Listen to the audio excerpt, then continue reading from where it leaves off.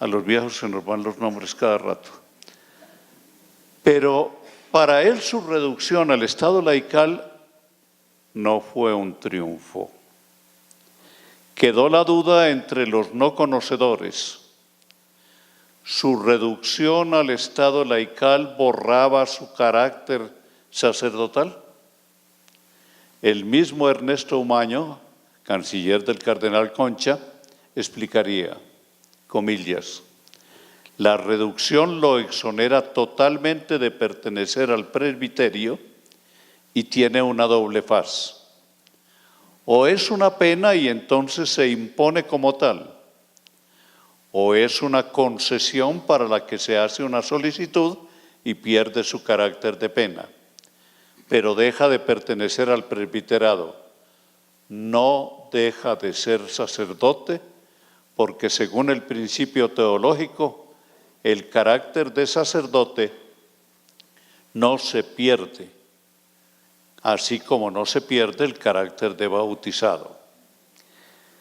En el primer número del periódico Frente Unido, publicado el 26 de agosto de 1965, los lectores del nuevo periódico leyeron con la piel erizada, unos, o con escándalo, otros, comillas, yo he dejado los deberes y privilegios del clero, pero no he dejado de ser sacerdote. Creo que me he entregado a la revolución por amor al prójimo en el terreno temporal, económico y social. Cuando mi prójimo no tenga nada contra mí, cuando haya realizado la revolución, volveré a ofrecer la misa, si Dios me lo permite. Creo que así sigo el mandato de Cristo. Si tienes tu ofrenda al altar y allí te acuerdas de que tu hermano tiene algo contra ti, deja tu ofrenda delante del altar, anda, reconcíliate primero con tu hermano y entonces ven y presenta la ofrenda. Contra lo que pensaron amigos y opositores, Camilo siempre quiso volver al ejercicio sacerdotal. Era lo que siempre había querido ser. Abro de nuevo comillas. Encontré el cristianismo como una forma de vivir el amor al prójimo. Al ver la importancia de esto, resolví dedicarme al amor al prójimo de tiempo completo y por eso me hice sacerdote. Cuando vi que la caridad, el amor para ser sincero y verdadero, era necesario que fuera eficaz, entonces vi que debía unirse a la ciencia. Por eso me hice sociólogo. Pero al estudiar la sociología me di cuenta de que para darle de comer a las mayorías había que organizar la sociedad de manera diferente.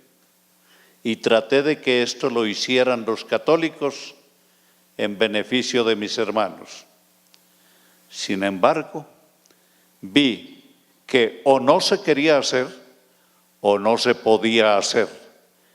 Y después de haber ensayado por muchos medios de recurrir a los políticos de la oposición, me resolví yo mismo a plantearlo al pueblo directamente. Es la explicación de su entrada en la política.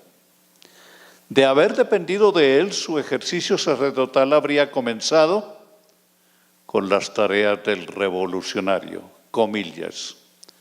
Comprendí que en Colombia no se podía realizar el amor al prójimo simplemente por la beneficencia, sino que urgía un cambio de estructuras económicas, políticas y sociales que exigían una revolución a la cual dicho amor estaba íntimamente ligado. Así le dijo Camilo al periodista francés Jean-Pierre Sargent en 1965. En su relato sobre la destitución como capellán de la Universidad Nacional, llama la atención la ecuanimidad y comprensión con que recibió esa drástica medida. Comillas, en estos últimos días recibí orden de mi arzobispo para retirarme de la Universidad Nacional. Allí estaba de capellán. Daba también clase en la Facultad de Sociología y era miembro de su consejo directivo. Mi prelado, el que tiene la responsabilidad de conjunto, consideró que debía retirarme. Habrían podido exigirme que modificara mis criterios y mis actuaciones. Sin embargo, no lo hizo porque sabía que estaba actuando de buena fe. No quiso violentar mi conciencia y se lo agradezco. Por eso, al pedirme un retiro por motivos que yo no tengo la responsabilidad de juzgar, lo hizo.